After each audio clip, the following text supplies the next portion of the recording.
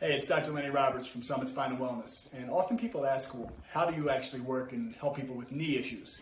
And my best response is we don't look just at the knee. We look at how the foot and ankle motion is functioning. We look at the hip flexor mobility.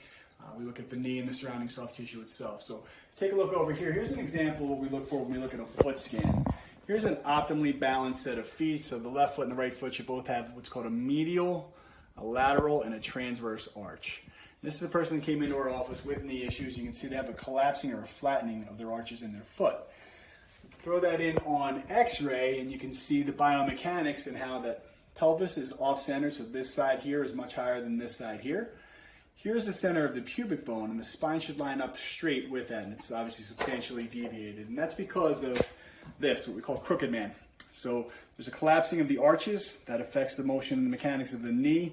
For those of you that are into this, it's called the Q angle and how that femur bone aligns with the tibia. And it affects the pelvic alignment, and the entire spine, the foundation is thrown off because the feet are thrown off. So what we look to do is look at this as a complete picture and not just focus on this, but look above, below, and then at the knee itself. So we come over here to Dr. Tom. Hey, Dr. Tom. Congrats.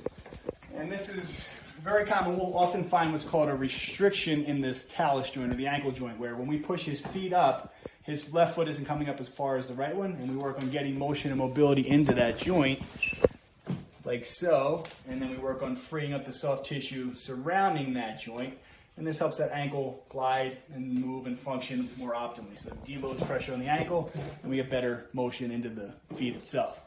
We would also work typically on his hip flexors, and then work on the surrounding the front end of the musculature in above and below the knee joint, on the patella tendon itself, and then take the time to go over on your stomach, Dr. Tom.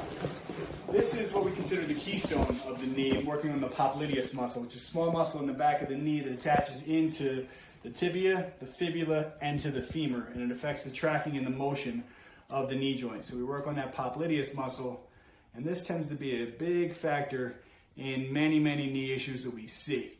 So this weird combination of looking at the ankle, the motion in the ankle, the hip flexor mobility, and then the surrounding soft tissue of the knee itself lets us get pretty good results with getting people with knee issues some relief. So if you know someone dealing with knee issues that hasn't had any relief, share this video. We appreciate it.